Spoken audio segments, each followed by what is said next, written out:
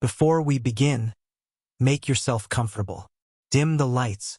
Turn your phone on silent. Maybe switch on a fan or open a window, just enough to let the night air in. You're not in a rush. You're not expected anywhere. This is your time now. Just lie back and let yourself sink into the story, into the past. Tonight we're going somewhere hot, dry, and much older than anything you've touched in this lifetime. You're about to wake up in ancient Egypt. No, not the Egypt of polished museum statues or glossy postcards. Not the Egypt of mummy movies or pharaoh-themed slot machines. This is the Egypt of dust under your fingernails, of cracked heels and bread baked with sand. The Egypt where you're not a god, or even a priest. You're just a person. You exist. You breathe. You sweat. And you try to survive. You wake up to heat. Not the gentle warmth of a summer morning, but a dull, pressing warmth that sits on your chest. It's not even dawn yet, but the air is already heavy. Your eyelids are sticky. Your back is damp. You slept on the roof again. Everyone in your house did. It's too hot to sleep inside.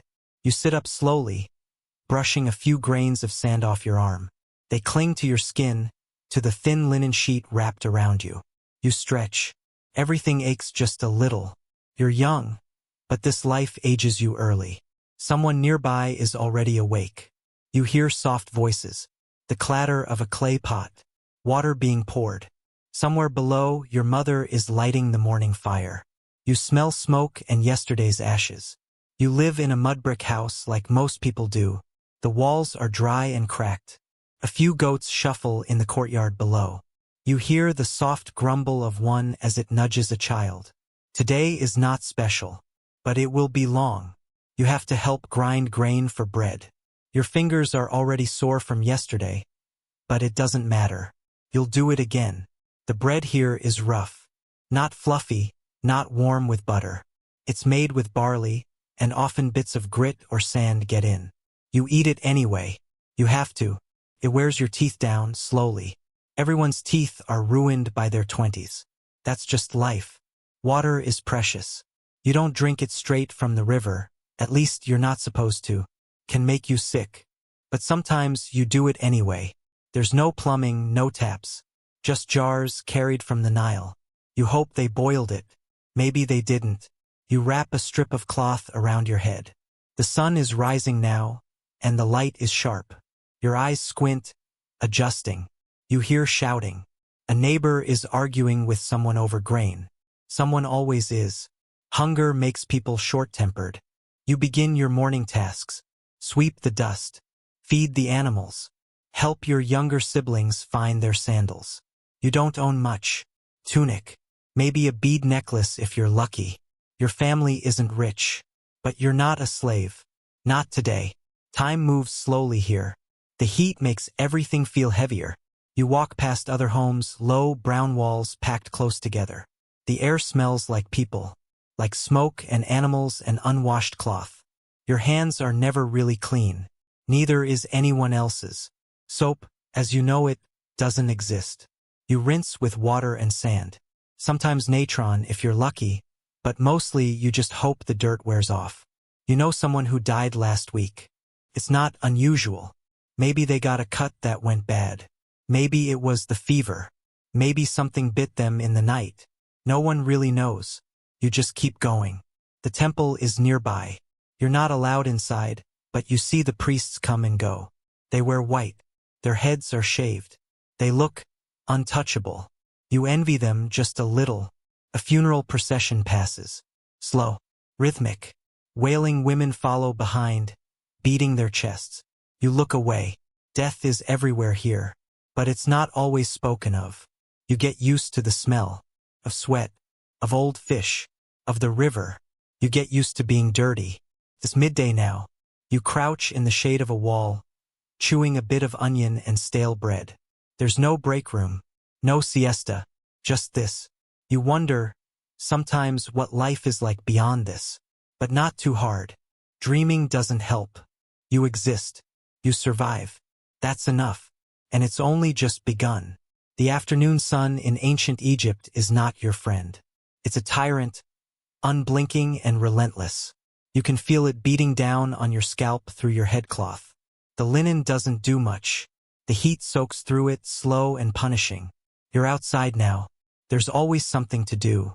If you're a man, you might be hauling stone or helping with irrigation. If you're a woman, you're managing the home. Grinding, kneading, sweeping, fetching. But really, everyone does a bit of everything. There's no room for pride here. You carry a basket of mud bricks to a neighbor's wall. They're repairing a crack that split during the last flood. The bricks are sun-dried, rough-edged, heavier than they look. They scratch your hands. You ignore it. The Nile isn't far. You can hear its lazy murmur beyond the reeds. It rises and falls like a sleeping giant. It gives life to everything here. But it also takes. Flooding is a blessing and a curse. When the river floods too high, it drowns crops and sweeps away homes. When it's too low, everyone starves. You pray to Happy, the god of the Nile, even if you're not especially devout. You pray quietly, just in case. You pause to wipe the sweat from your brow with a piece of cloth. Your hands leave streaks of dirt across your face. You're always dirty. There's no escape from it. Nearby, a group of children chase a frog through the dust, laughing. Their joy is brief but real.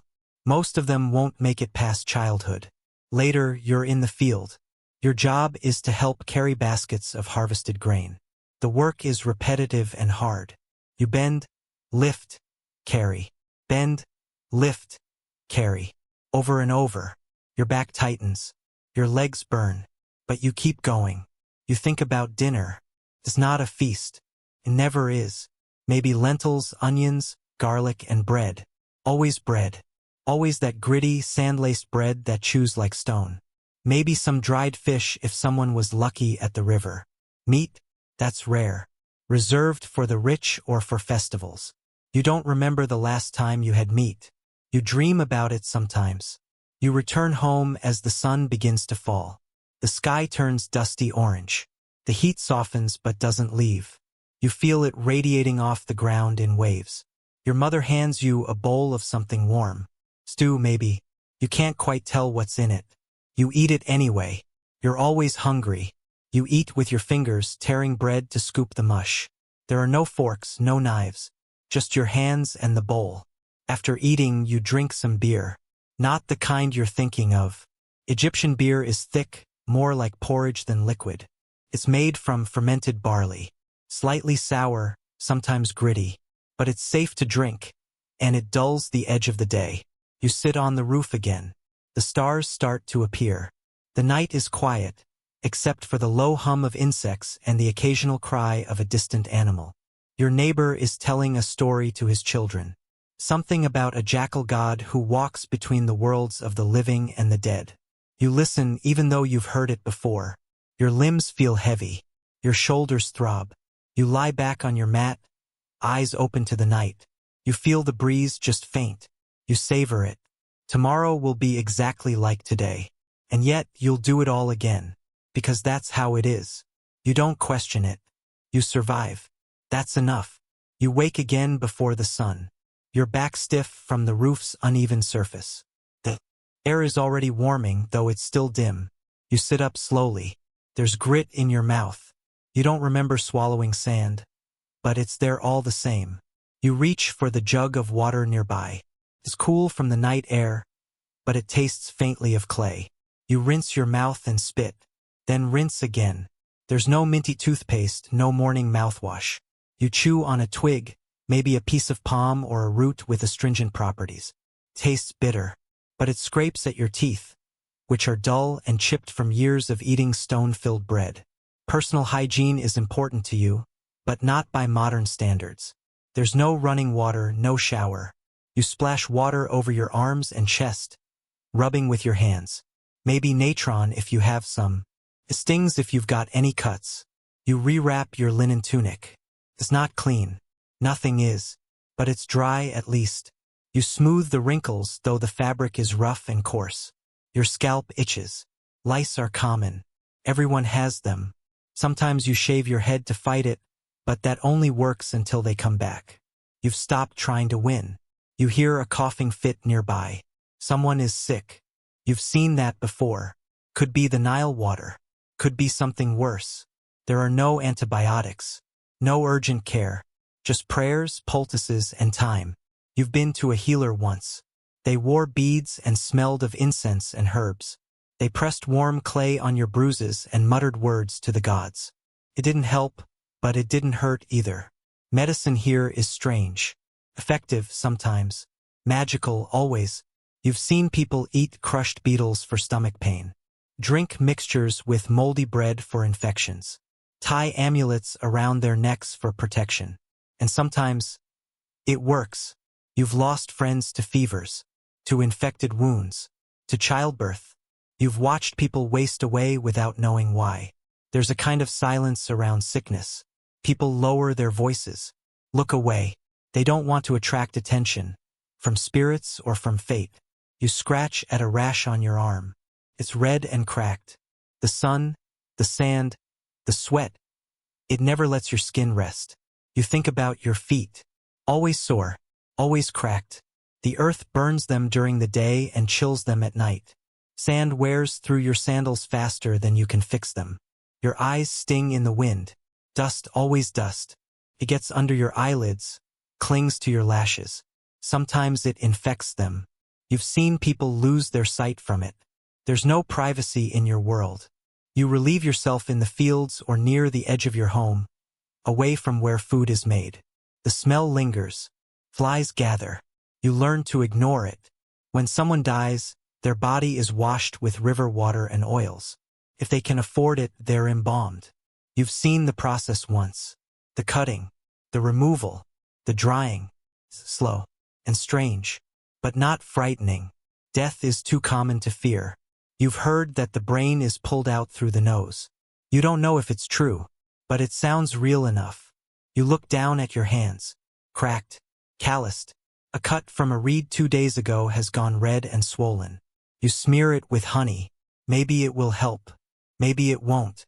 You don't think about aging. Most people don't live long enough for gray hair. If you make it past 40, people call you lucky or cursed. But you're alive today. You woke up. You're breathing. Your heart is still beating beneath your ribs. And in this place, in this time, that's enough to call it a victory. As the day warms, you find yourself walking near the temple district. You're not a priest, nor someone of rank, so you won't step inside.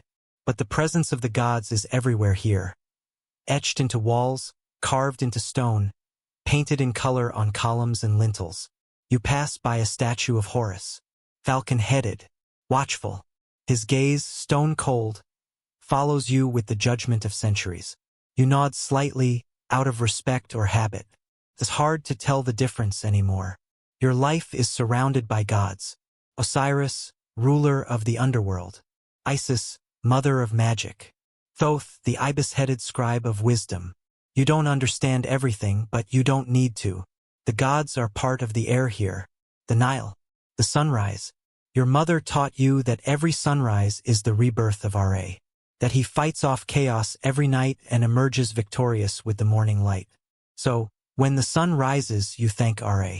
You never forget. Someone is chanting nearby. Low, rhythmic, repetitive. A temple worker, perhaps. Maybe reciting a spell. Or an offering formula. It's not your business. You walk past slowly. You carry a small amulet in your pouch. An eye of Horus, chipped but still intact. It's supposed to protect you from harm. You touch it sometimes when your stomach turns or when you feel something strange in the air. Religion is not just belief here.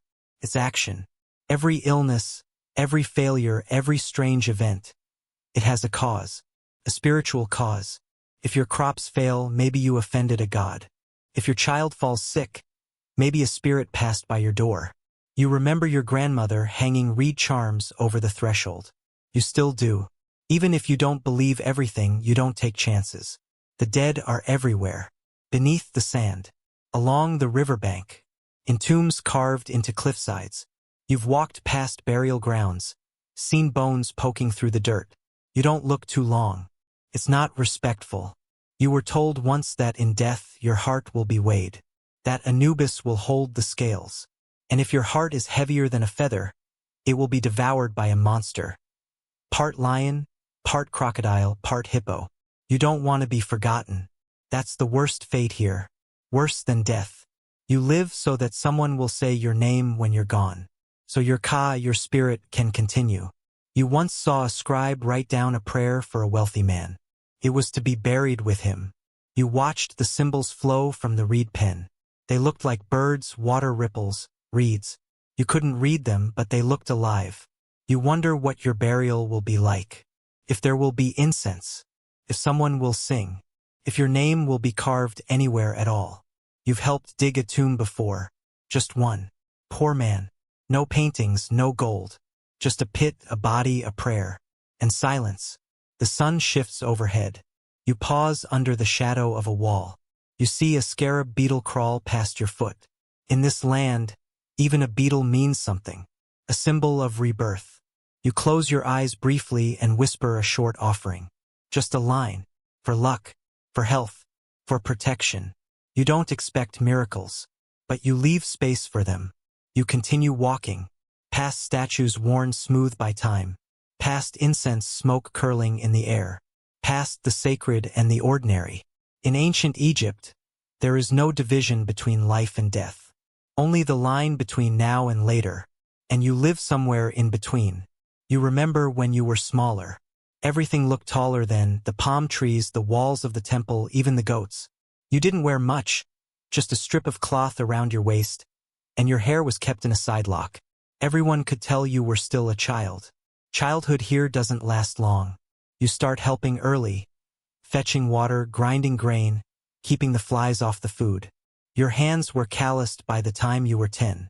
You never had toys, not really. Just shaped mud figures, maybe some pebbles for a game. There were no schools unless you were born lucky, into a scribe's home or a priest's family. You learned by watching, repeating, surviving.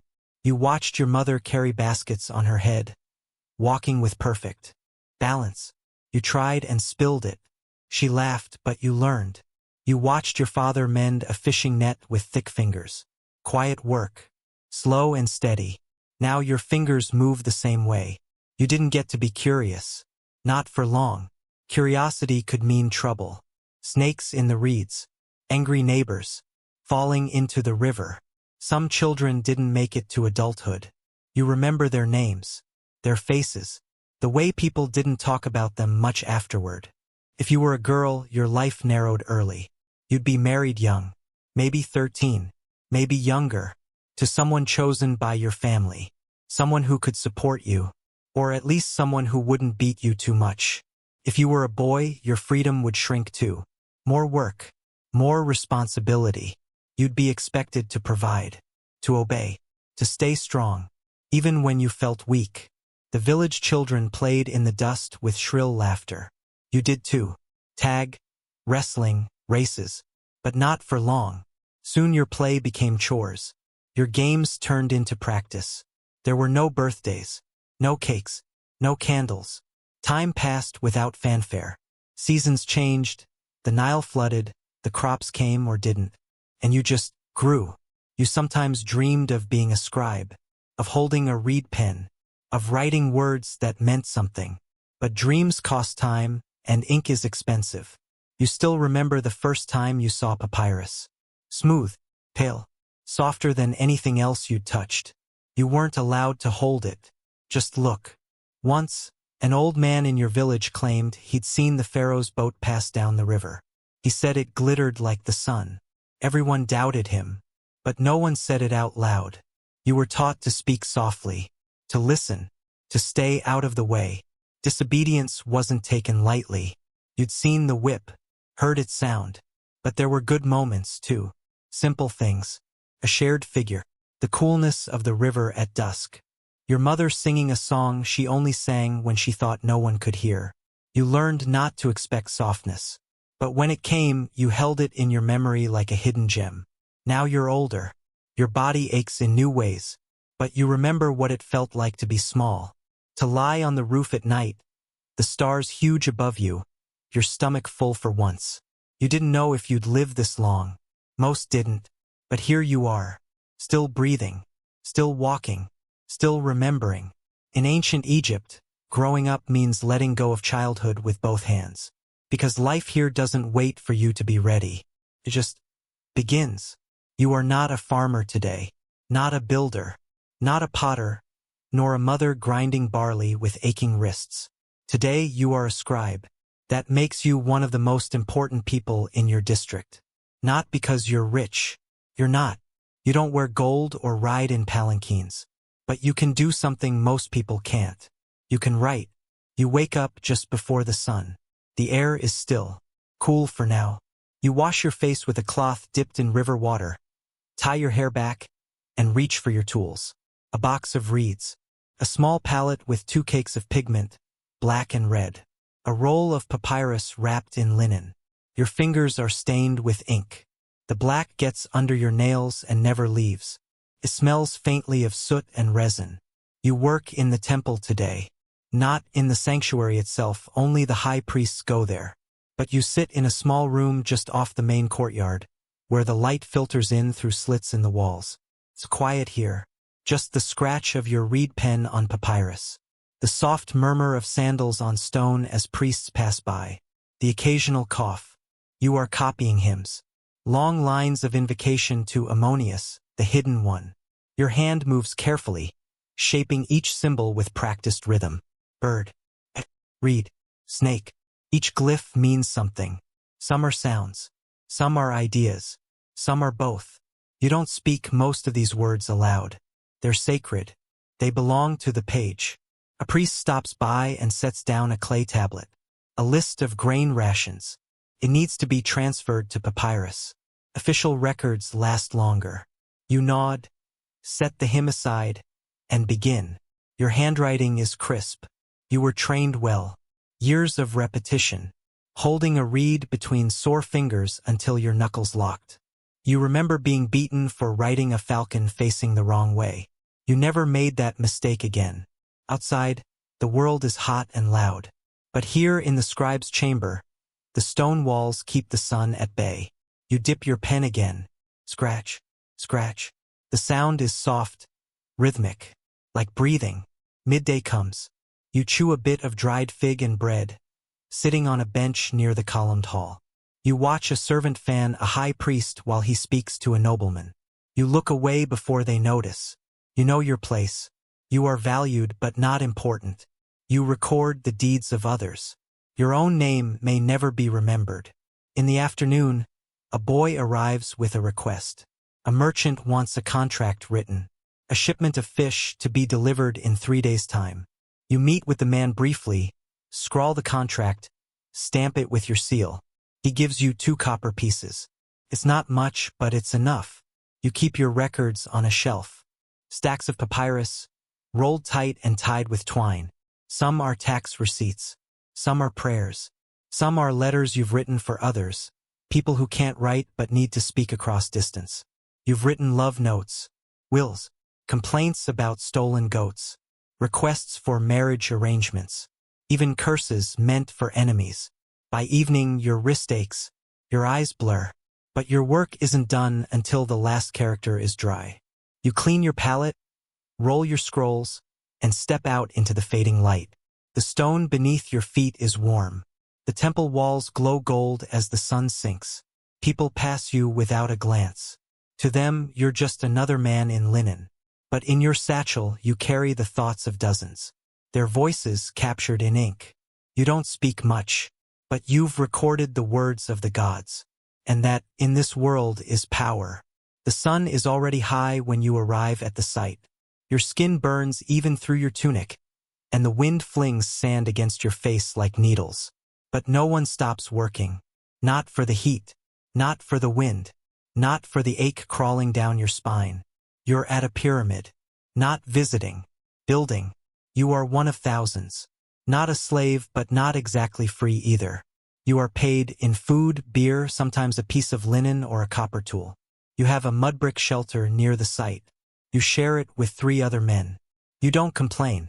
No one listens. Your job today is hauling limestone blocks from the quarry. The stones are massive, too heavy for a single man.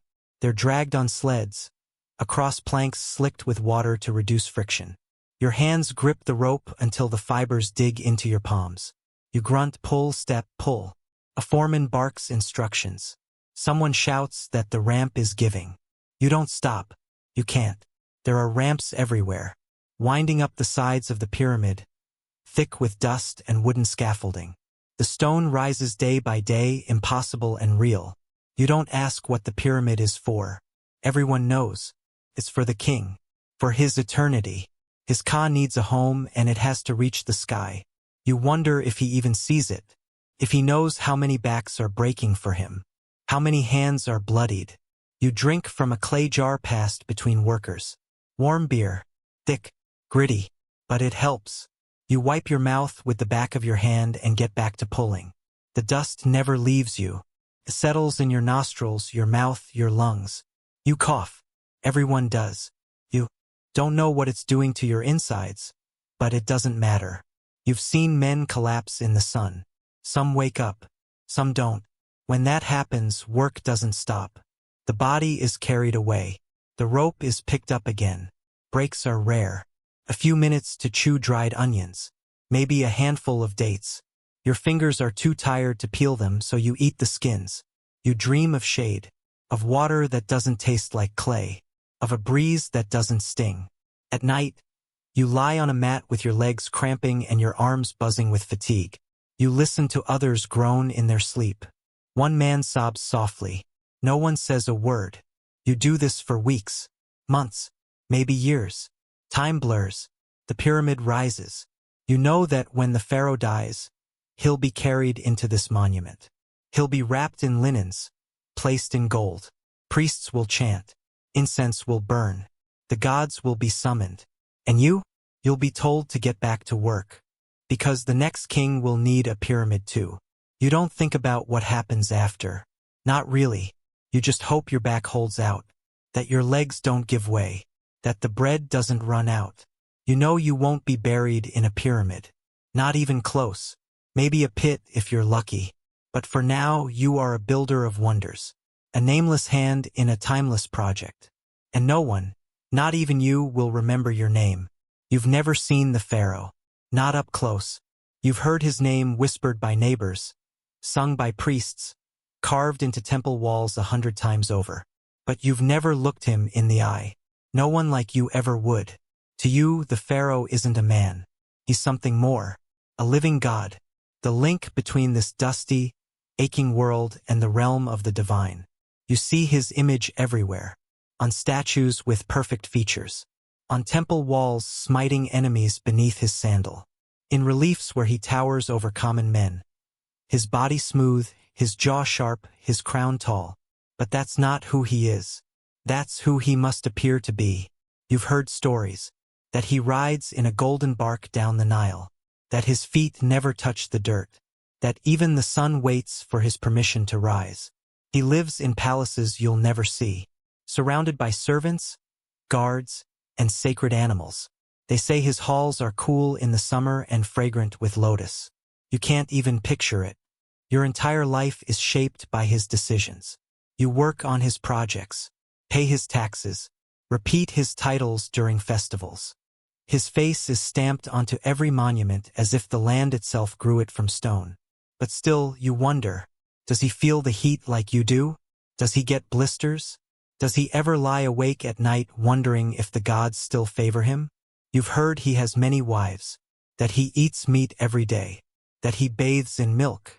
You don't know if any of it is true, but the thought of such luxury is enough to keep your eyes wide.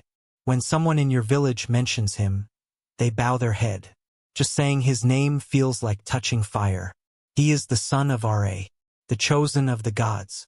His blood is holy. His breath is divine. He wears the double crown, ruling both Upper and Lower Egypt. But he is still a man. He still dies. When that happens, everything stops. His body is embalmed for weeks. Priests chant. Thousands gather. The air becomes thick with incense and silence. You won't see any of it, but you'll feel it. The whole kingdom will. Then he becomes Osiris, Lord of the dead. And his son becomes Horus, the living king. The cycle continues, endless as the river. You sometimes imagine what it would be like to meet the pharaoh, to stand in his presence. But you never say it out loud. That kind of dreaming invites trouble. Your life is shaped by someone who doesn't know you exist. But that's how it's always been. He rules. You serve. And the gods watch from above, unmoved. Not every day in ancient Egypt is grinding stones and hauling baskets. There are moments, brief, bright ones, when the village changes, when the air smells different, when the streets pulse with something almost like joy. It's a festival day. You knew from the moment you woke up. The air was buzzing. Someone was already singing before sunrise. You heard drums echoing through the fields. The priests announced it 3 days ago. You've been counting the hours since. Maybe it's the festival of Opet. Or maybe one for Hathor, goddess of music and pleasure. You don't care which. You just care that for once, there will be music. You wrap your best tunic. It's still worn thin at the edges, but it's cleaner than usual. You rub oil on your skin to soften the dryness. Maybe someone will notice. The streets swell with people. Children with beads braided into their hair. Old women holding sticks and swaying to music. Men with painted eyes laughing too loudly. Vendors sell dates and honey cakes. You haven't tasted honey in months. You buy one and eat it slow, letting the sugar coat your tongue. Parade forms. Not the kind with balloons or marching bands, but one led by priests in white linen, carrying statues of gods on their shoulders. The gods are hidden in shrines, gilded and perfumed. You catch a glimpse of blue and gold as one of the curtains shifts in the wind.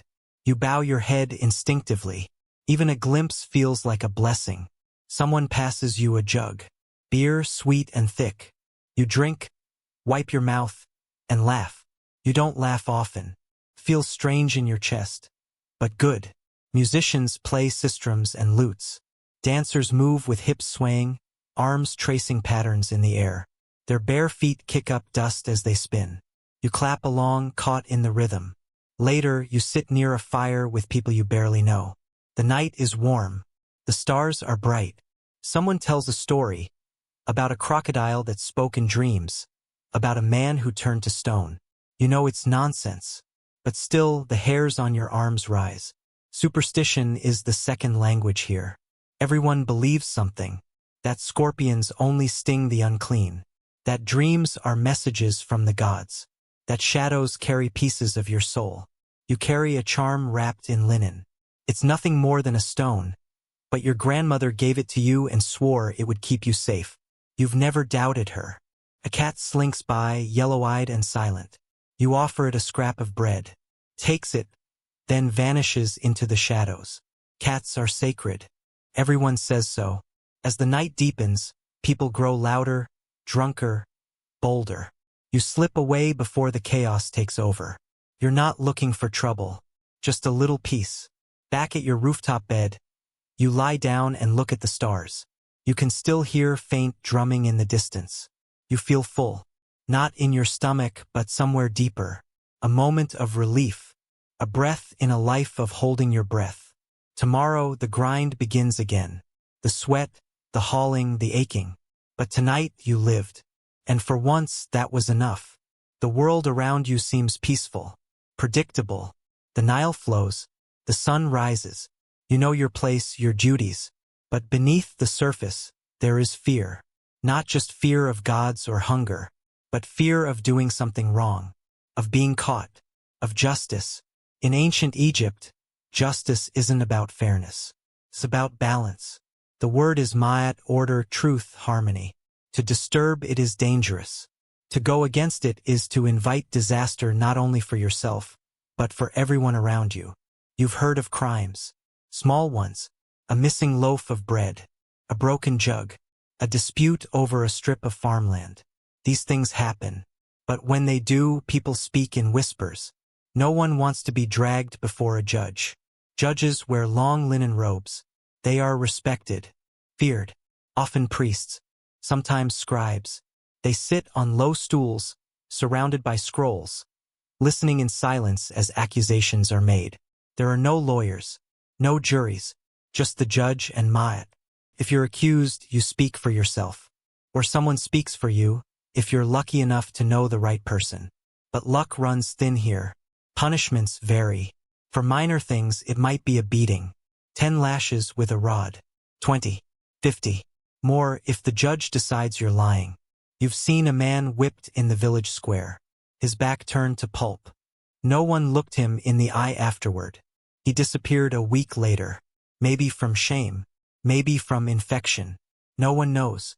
For worse crimes like theft from the temple or harming a sacred animal, the consequences are brutal. Amputation, mutilation, death. You heard once about a man who killed a temple cat. By accident, they said. He was stoned to death by a crowd. No one touched cats after that. The laws are harsh, but they're meant to protect Ma'at. If balance fails, the gods may turn away.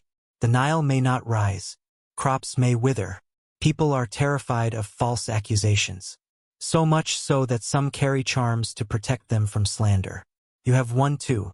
A small clay figurine hidden in your belt. Sometimes disputes are settled privately. Families talk. Offer grain. A goat. A daughter in marriage. Anything to avoid the judge. There are even oaths made before gods. One person swearing on their life that they speak the truth. The gods listen, they say. If you lie, misfortune will follow you until your last breath. Once, a woman in your village accused her neighbor of stealing a cooking pot. She swore by Osiris himself. A month later, she was dead. No one talks about it anymore. You stay quiet. Keep your head down. Try not to argue.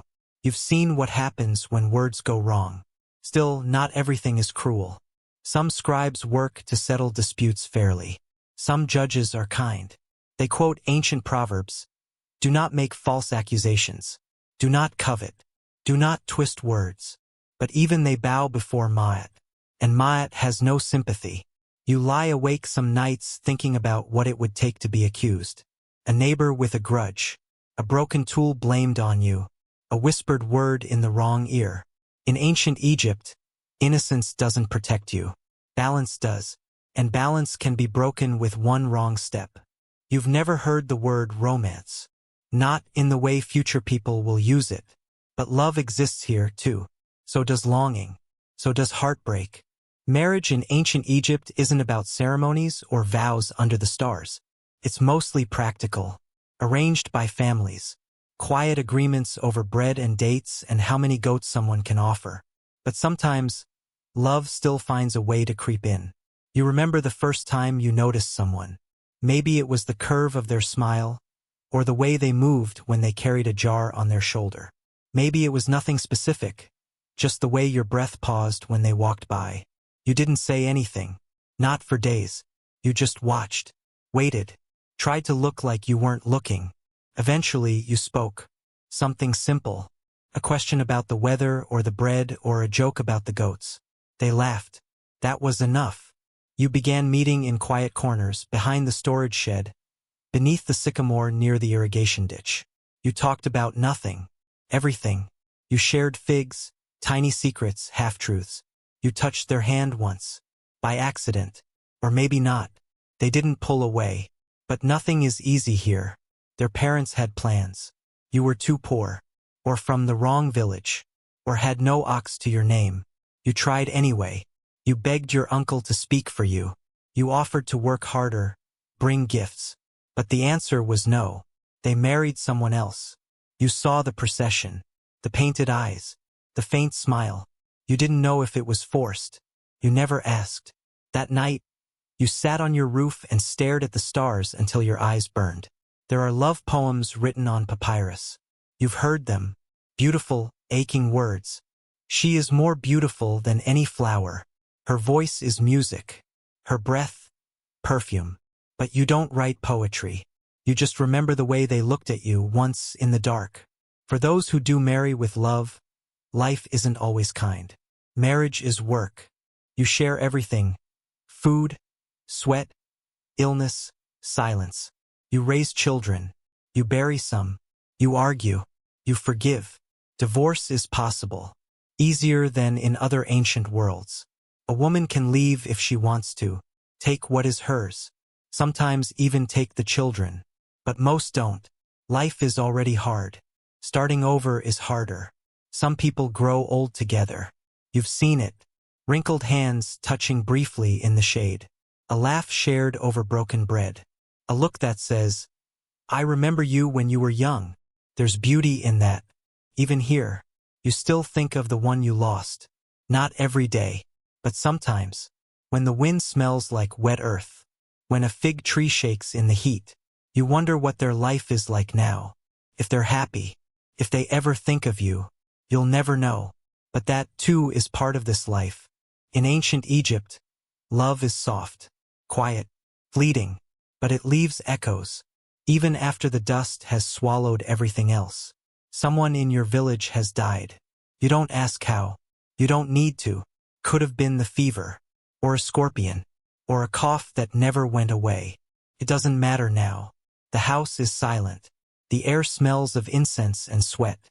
The body lies on a mat, wrapped in linen. The eyes are closed. The mouth slightly open as if mid-sentence. You bow your head as you pass. Death isn't unfamiliar here.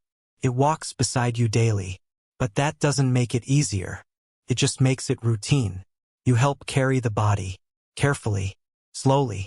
You walk behind the family as they lead the procession toward the riverbank, where the embalmers wait. The embalmers wear jackal masks. You've seen it before, but it still unsettles you. They stand beside large jars, wrap tools, piles of resin, natron, linen. You don't stay long. This is their work, not yours. Later, you return to help dig the burial pit. It's not a royal tomb, not even a noble's shaft. Just a humble grave dug into the sand, shaped by tired hands. Still, the family brings offerings, bread, beer, a few beads. Someone has written a prayer on pottery shard. It's placed near the body. You murmur a few words under your breath, just in case. You've been told the journey after death is long. It starts in darkness. The soul travels through the Duat, the underworld, a place of rivers, fire, beasts, and judgment. Anubis, the jackal-headed god, watches over the dead. He weighs the heart against a feather, the feather of Ma'at. If your heart is heavy with lies or cruelty, it tips the scale. You are devoured by Amit, the soul eater. If it balances, you pass on.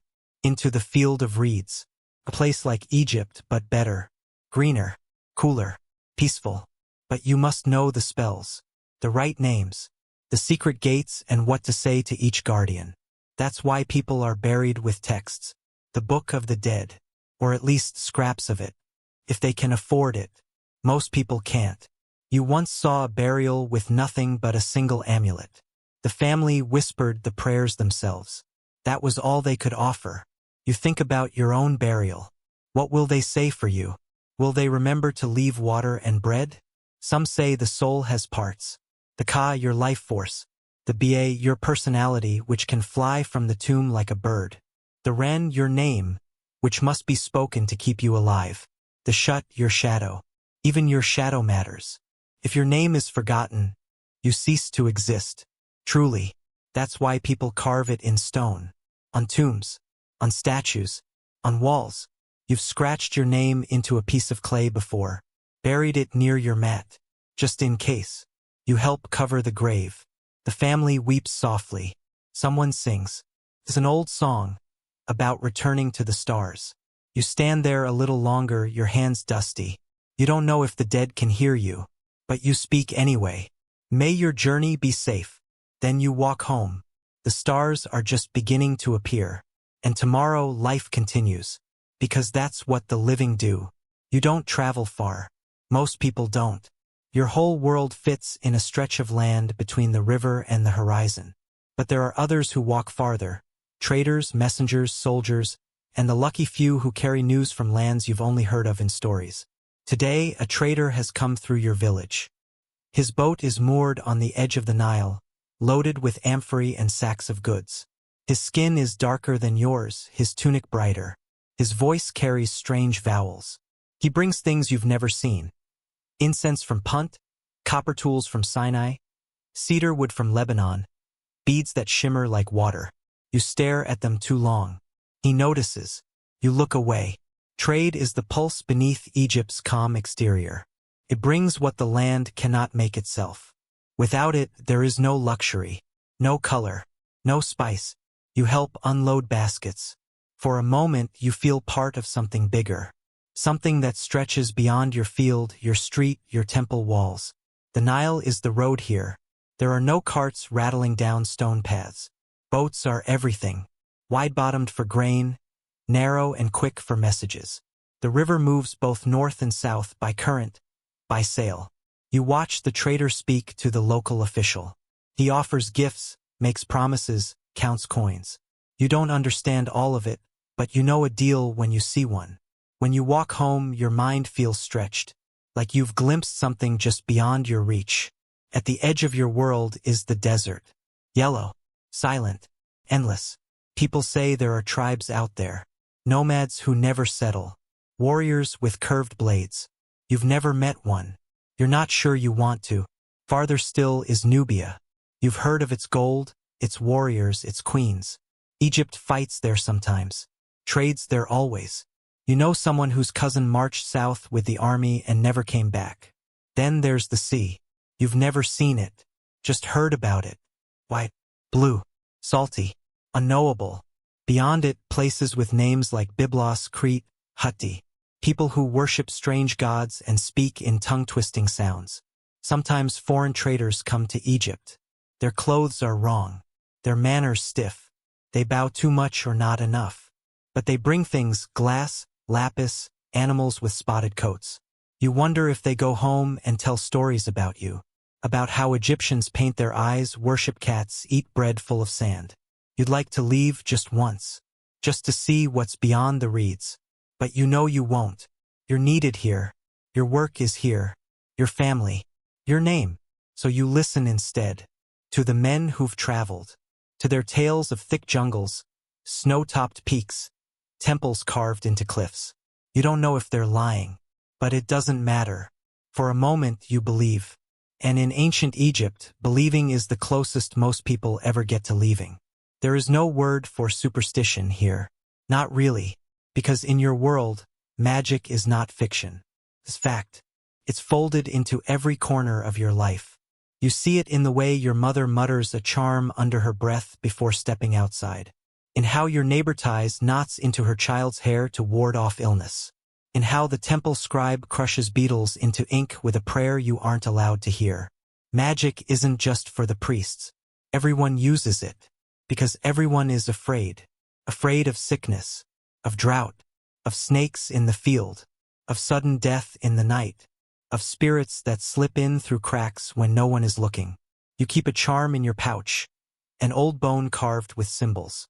You were told it protects you from the evil eye. You've never seen the evil eye. But you've seen people who were cursed. Once, a man stole from a neighbor and within days developed boils across his legs. He couldn't walk. Couldn't eat. He said nothing, but everyone knew. He'd been cursed. You don't ask who did it. That's not the kind of question people ask. Curses are serious. You've heard of professional sorcerers. Not the kind you see at temples, but those who work in quiet corners, away from official eyes. They sell spells, writings, figurines with pins through them. Some of them are women. Widows mostly. Sharp-eyed, quiet-tongued. People fear them. You've seen clay dolls buried near doorways, face down, wrapped in linen. You know what that means. Someone wanted someone else to suffer. Magic can heal too if used right. You've drunk potions of fennel and honey. Rubbed salves over your skin made with crocodile fat and carob. Burned dried herbs to scare off fevers. Some of it works. Maybe, maybe not. But even doubt here has consequences. If you don't protect yourself, you're inviting trouble. That's what everyone says. You've heard priests chanting in the temple at night. Their voices low and steady, warding off chaos. The chaos has a name. Isfet. It's the enemy of Ma'at. It's everything that goes wrong, floods, madness, death. Magic keeps it in check.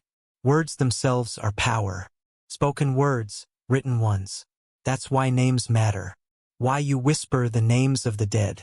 Why you never speak the names of your enemies aloud. Names can be used against you. You once watched a priest inscribe a curse onto a piece of pottery, then shatter it. The idea was simple: what was written would break in the real world.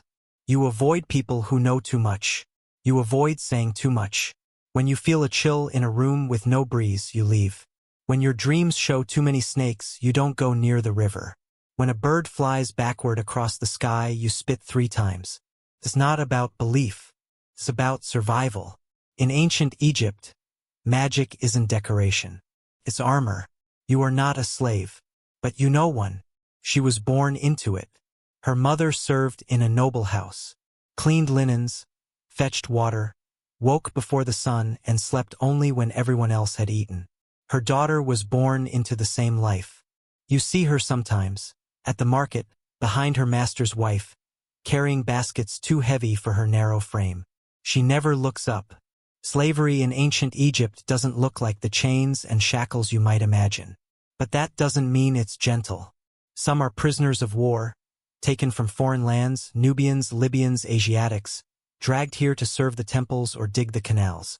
Others are debt slaves, people who sold themselves or their children to pay what they owed. They work in fields, kitchens, quarries. Some are branded, some are not, but all of them are owned. They do not speak unless spoken to. They do not rest without permission.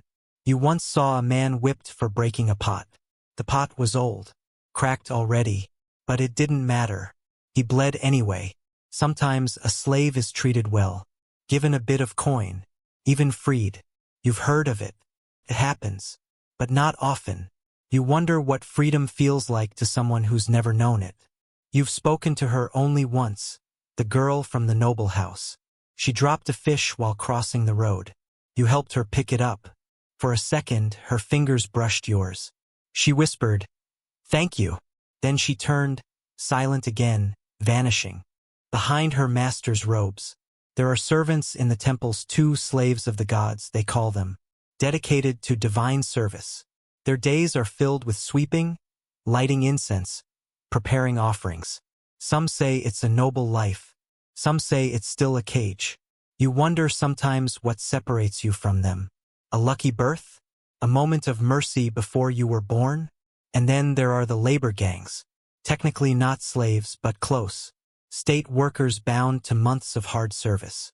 Promised food, shelter, and protection in exchange for their labor. They build monuments, dig tombs, carry stones. You were part of one once. You remember the way your hands split open, the way your skin peeled in the sun. You remember thinking, if this isn't slavery, what is? But no one asks questions like that. People disappear sometimes. You don't talk about it. There are laws, yes, rules against cruelty, but they are written by those who give the orders, not the ones who follow them. You know that if you were ever sold, your name would be forgotten quickly. Your voice would vanish. You wouldn't be allowed on the roof at night. You wouldn't be allowed to stare at the stars and wonder. In ancient Egypt, your fate is often decided before your first breath. And once it is, there are few paths back. You live close to animals, closer than you'd like sometimes. There's no barrier between you and the world that crawls, slithers, and flies. At dawn, you hear the bray of donkeys and the cluck of hens. You step outside, and there's a goat staring at you, chewing something that may or may not be edible. A cat darts between your legs, tail high. Animals are not pets here. They're companions, workers, symbols, sometimes sacred, sometimes dangerous, always present. Cats are honored. They kill rats, chase snakes, keep evil at bay. You never strike one. People who do tend to suffer strange accidents. Dogs are hunters, guardians. You've seen lean hounds sprint through the fields after game. You've also seen them snarling at night, their eyes reflecting firelight like ghosts. You once raised a duckling. It followed you everywhere, peeping. One day it was gone, eaten probably by something faster. Cattle are everything. Their dung fuels fire. Their strength plows fields. Their death feeds entire households. You've marked the seasons by the sound of oxen groaning in the mud. But the wild animals are another story. You've seen crocodiles in the river, floating like logs, eyes just above the water. You stay far from the banks. You've heard stories of people vanishing in an instant. No splash, just gone. Snakes are worse. Silent, sudden. Some bite you and leave you dizzy. Others you don't even feel until your limbs begin to swell. There are spells for protection. You repeat them often. Birds are messengers. A heron means peace. A vulture, protection. But a crow circling overhead? Omen. Bad one. You spit 3 times when you see it. Just in case. The natural world isn't separate from the divine. It is the divine. The gods have animal heads. Batet with the face of a cat. Sobek with crocodile jaws. Thoth, the ibis. When you see these animals, you don't just see fur and feathers. You see signs. You remember one morning when a scarab beetle crawled across your path. You took it as a sign of good fortune. That afternoon, your cousin survived a fall from a ladder. You never questioned the connection. Bees mean abundance. Frogs mean rebirth. Flies? Flies mean the gods are testing your patience. And in Egypt, the gods test often. You avoid killing anything without reason. Life is life.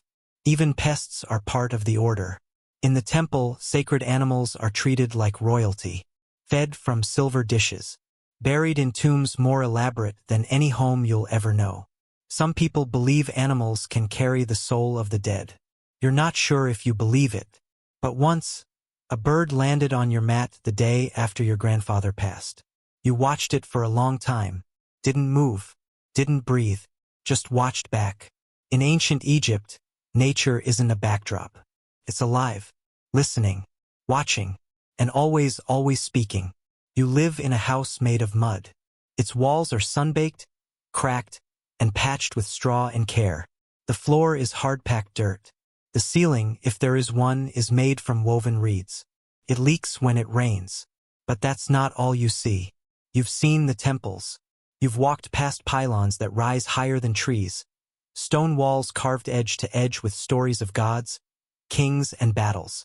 You've seen columns shaped like papyrus, lotus, palm, green things turned eternal in cold stone. You don't build temples, but you know people who do. Their hands are worn flat. Their knees never stop aching.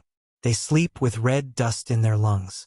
They say each block weighs as much as a house, that it takes dozens of men to move one, that the ramps stretch for miles, that the air at the top tastes different. Inside the temples, the art lives forever. Paint that never fades, colors still bright after centuries. Reds from ochre, blues from ground lapis, greens from malachite, black from soot and bone. Each stroke made by a human hand. Someone like you. You once watched an artisan paint the eye of a falcon on a wall.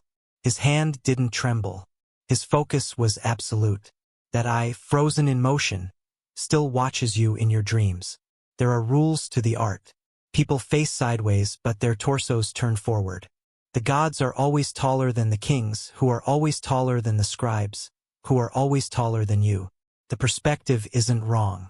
It's just eternal. Every wall is a prayer. Every carving, a hope. That the name it carries will never fade.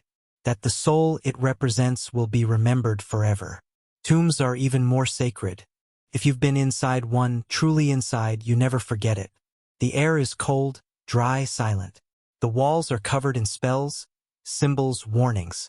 You once helped shape the outside of a noble's tomb. You carried water to soften the limestone. You swept dust away from the chisels. You saw your reflection in the polished face of a god. You weren't allowed to speak. Inside the tomb, they painted the journey of the soul. The boat of Ra traveling through the night. The weighing of the heart.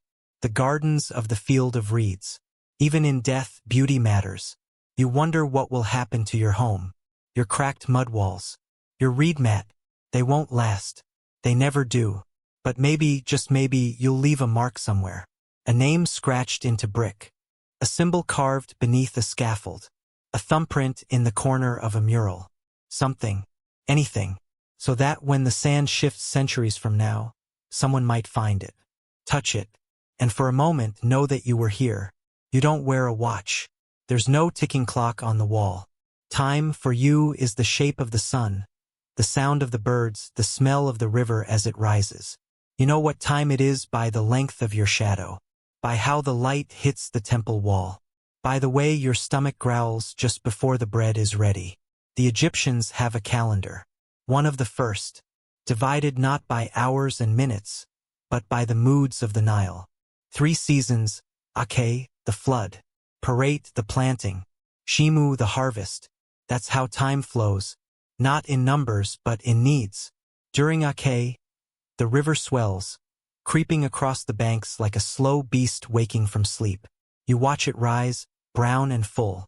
The land drinks it in. You can't plant then. The fields vanish under water.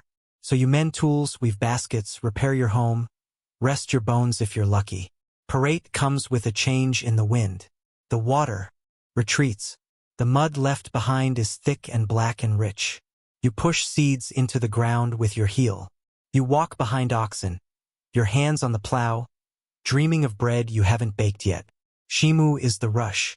Harvest time. The sun is cruel, the work endless, but it's life or death. You cut stalks of barley, pile them high. Everything depends on what you gather now. The calendar has 12 months, each with 30 days. That's 360 days. Then come the 5 extra days, the days upon the year. Dangerous days, outside the normal order. Days when the gods were born, when the world trembled. You treat them with caution. You don't start new tasks. You don't make big decisions. There are no weekends, no vacations. The only pause comes with festivals, funerals, and floods. You wake with the sun. Sleep not long after it sets. Maybe a candle if you're lucky, an oil lamp if someone shares. But fire costs, so darkness usually means sleep. Some of the elite use sundials. You've seen one, a curved piece of stone with notches. But for you, it's your eyes, your instincts, your bones. When a priest reads the stars, it's not for wonder. It's for knowledge. The rising of Sirius tells you when the flood is near. You look for it at dawn, just before the sun breaks the horizon. A single sharp light, a signal from the heavens. You trust it more than any man. You mark time with scars, not calendars. The year your brother died. The season the plague came. The winter when the figs froze too early. You don't celebrate birthdays. Time is not yours to claim. But still, you notice it. In the way your hands change. In the gray that's crept into your mother's hair. In how your child now grinds grain better than you ever did. In ancient Egypt, time doesn't tick. It flows, like the Nile. And no matter how tightly you hold it, it always slips through your fingers. You've never crossed the border. You don't even know where the border is. But you've heard stories, wild ones, about the people who live beyond Egypt's edge. They wear strange clothes. They speak strange tongues. They don't honor Ma'at. Some worship beasts. Others eat raw meat. One man said they sleep standing up. You laughed. But then again, you're not sure he was lying. Foreigners arrive sometimes. Traders mostly. Thin, sharp-faced men who squint against the sun. Their camels huffing at the dust. They carry blue beads, woven fabrics, perfumes so strong your eyes water. You watch them unload their goods with tight eyes. Not hate, just suspicion. You've heard the word Hyksos whispered by older villagers. They say they came from the north with horses and chariots, with thunder in their hands. They ruled once, but they were driven out. Still, people remember. There are guards at the borders now.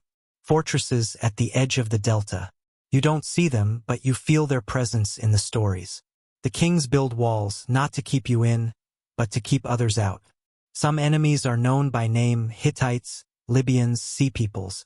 You can't point to where they live, but you know they exist. They burn, steal, shatter temples. They are disorder incarnate. You've seen soldiers returning from campaigns, battered, silent, covered in dust, carrying things that aren't theirs: goblets, cloth, statues of gods with foreign names. Some foreigners stay, become servants, become wives. You've seen it. Still, they're always outsiders. Their accents betray them. Their gods confuse you. You were taught that Egypt is the center, the beginning, that all good things come from the Nile's flow. Everything else is chaos. Even the maps show Egypt large and known, the rest like whispers in the sand. But sometimes you wonder, are they wondering about you too? Are you the foreigner in their stories? The one with shaved heads and coal-lined eyes? The one who worships animals and buries bodies with their organs in jars? You laugh at the thought, but not too loudly, because you've heard what happens when people question too much. You once met a man with reddish skin and curly hair, speaking a broken version of your language. He asked about the temples, the gods. You answered carefully, watched his eyes. You don't think he was dangerous, but you still told the priest, just in case. In ancient Egypt, the unknown is not a curiosity, it's a threat. And even though the river flows endlessly, most people stay near its banks. Because beyond the reach of the Nile, there is only desert. And beyond the desert, you don't want to know. Last night, you dreamed of a white cow standing in a field of grain. Its eyes were human. Its mouth didn't move, but you heard your name. You haven't stopped thinking about it. In ancient Egypt, dreams are not random. They are not silly. They are not just dreams. They are messages, warnings, signs. You mention it to your neighbor over the morning fire. She looks up sharply, lowers her voice. Go to the dream interpreter, she whispers, before it takes root. There are scrolls, whole books written on the meanings of dreams. If you dream of eating, it means hunger is coming. If you fly like a bird, you'll soon travel. If you see yourself dead, it might mean a long life, or none at all. The temple has a scribe who reads dreams. Not a priest, not quite, but close. You once heard him speak to a man who dreamed of crocodiles. He told him to stay away from the river for 5 days. On the 4th, someone drowned. Coincidence? You're not sure, but you haven't gone near crocodile-infested water since. Dreams from the gods are rare, but not impossible. Some say Thoth sends them, the scribe of the divine. Others say Batet, who guards the night. You've heard of kings who claimed entire wars began with a dream. A star falling. A god's voice whispering, "Strike now."